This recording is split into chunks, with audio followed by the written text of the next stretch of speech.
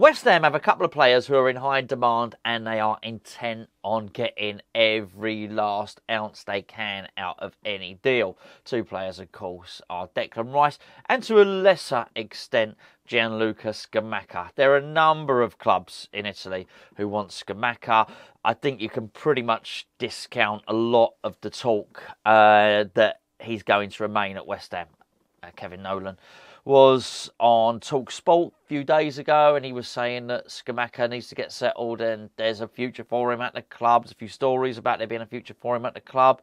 I think he wants to go. I think that much is clear. You can see that in his intentions, you can see it in his body language, and you can certainly see it in the interest that there is from Italian clubs. If Scamacca wasn't interested in going back to Italy, then they wouldn't be coming in with these bids, and they're trying to make a deal. Now, this whole strategy is, we have something you want to buy, but also you have something we want. So if there's going to be any deal, then we're going to need to come to some sort of compromise, some sort of exchange, some sort of swap here.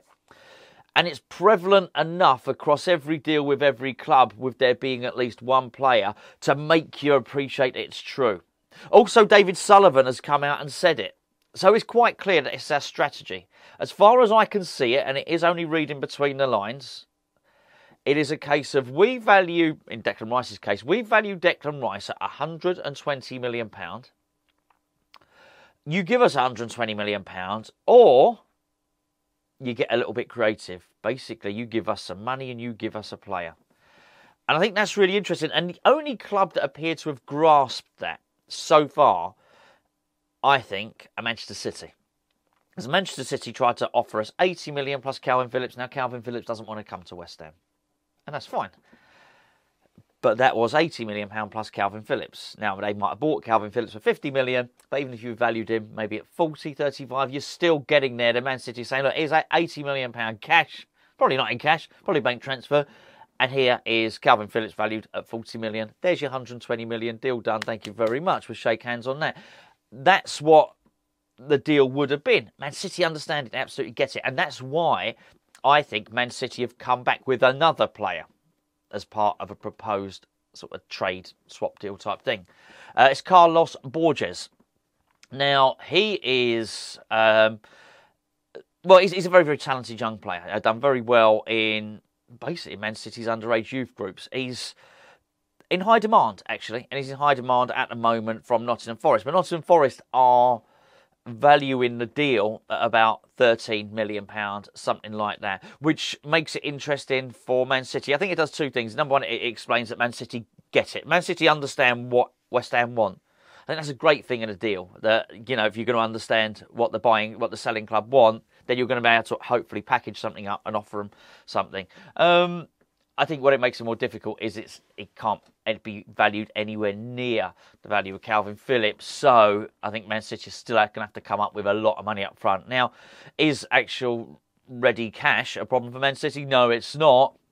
They are under investigation at the moment, I think, for 150 different breaches of financial fair play or financial irregularities. I don't know. I think even though they've got the cash there, I think they've got to be careful about what they spend because of this investigation. Look, I say Borges is very, very good. A left winger. They've got a lot of competition for wide places at Manchester City. Without me going through a listing all Manchester City's players, you get it. You've all watched Man City play.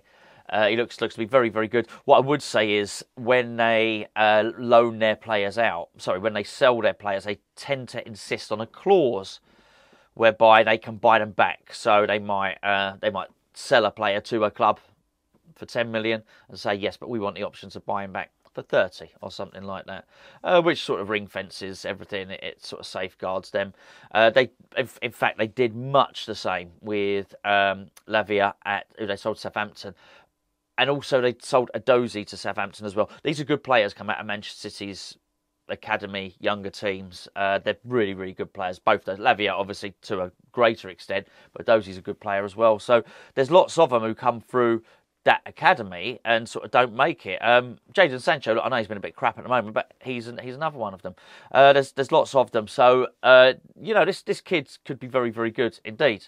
That's really interesting. Chelsea are due to be coming in today. Probably won't be today. Today's Father's Day. Happy Father's Day, by the way. Probably won't come in today. Will it be on Sunday? So maybe, tomorrow. Chelsea going to come in. I wonder if Chelsea understand the deal. If they do, then I think we want Conor Gallagher. We would ideally want Armando Broja.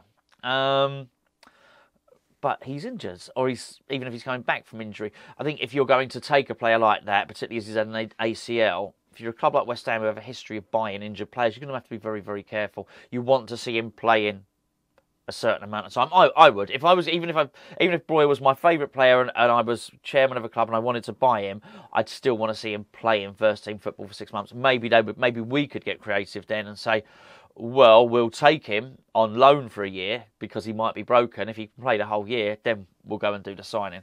I don't know about that. Point of the matter is, forget him for a moment. We want Conor Gallagher. Conor Gallagher part of the deal. Do Chelsea understand what we want to do with that?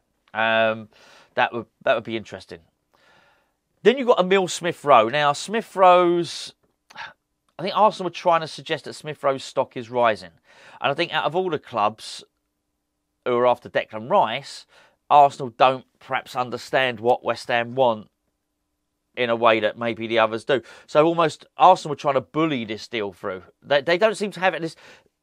There's no give and take. With the others, there's going to be a bit of give and take, in terms of you giving us a player. They don't want to do anything. They're very, very stubborn in the way they seem to want to negotiate, Arsenal. And that's absolutely fine. That's up to them. They can be. As I mentioned in the previous video, what it does allow is time for another club to come in and steal the march and nick a player from underneath them. With Smith-Rowe, I think he's just been called up to the under-23 I think it's whatever. It might be under-21 squad, actually. I think it might be Lee Carsley's England under-21 squad or something like that. Truth of the matter is, it's hard to build that up as a massive achievement.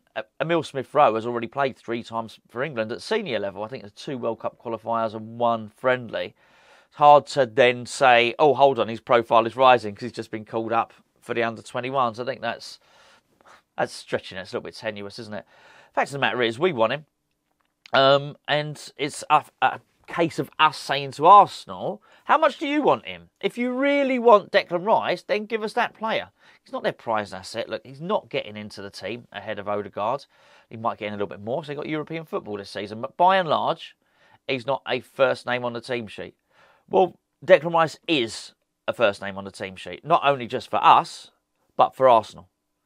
So it's up to them. We're going to find out how much Arsenal want him. But I quite like the fact that we're pressing ahead with this strategy because what it allows us to do, if it works, it might not work, by the way.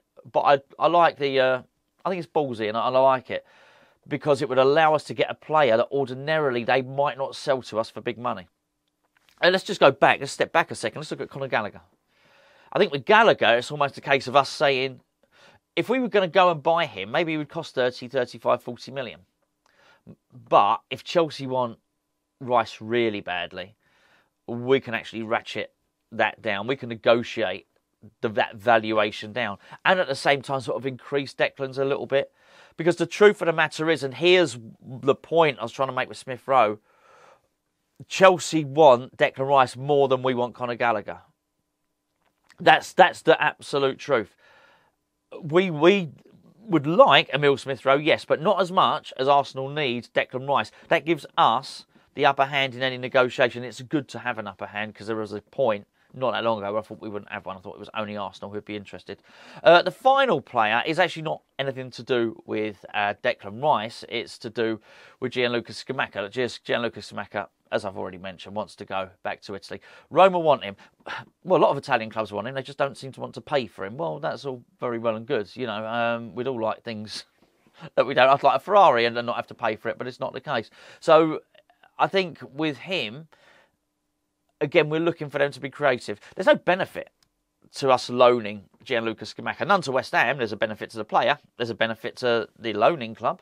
None to us. So why would we do it? We need to free up funds for the, to replace players. And I'm aware that everybody that I've mentioned so far is not necessarily a central midfield player of Declan Rice's ilk. But what it does, it stops us having to buy players in certain areas. I'd say maybe it's funny looking at Conor Gallagher and Emile Smith-Rowe. We're definitely after them. Does that mean that Moyes would drop Paqueta back a bit and play them further forward? That's interesting. I don't know yet. with the winger, if it was Borges, I'm not suggesting we're going to accept that offer, but maybe it stops us going for a left winger, and that money we were going to spend on Harvey Barnes, if we were interested at all, we then go and spend elsewhere in the squad on a striker or whatever. So the player that appears to be interested us from Roma is Nicola Zalewski. Now, this is a really, really interesting one because he's meant to be the brightest upcoming player in Polish football. I say Polish football. He's not. He plays for the Polish national team. He's not actually Polish. He's Italian. His parents are Polish. I think he was born in Italy, actually. Very, very promising player. Good player. Got into the team numerous times. It ain't easy as a young player to get into the team under Jose Mourinho. You've got to be very good. And he is very good. Unfortunately, he's had pretty mediocre season. So I'm going to tell you his stats now, and you're going to think, oh, well, that sounds crap. And they are, I think he's got 2 assists and 1 goal, or it might be the other way around. Doesn't sound great, does it? But he is a very, very good player. I think he's probably very well suited to the Premier League. And I don't claim to know a lot about Roma at all, but I think he's been asked to do an awful lot of defending this season. And I know he's been asked to do an awful lot of defending because when I was first aware of him, which was about a year ago, he was very much an all-out attacking player. Fast, skillful, wiry, sort of tricky player out on the wing.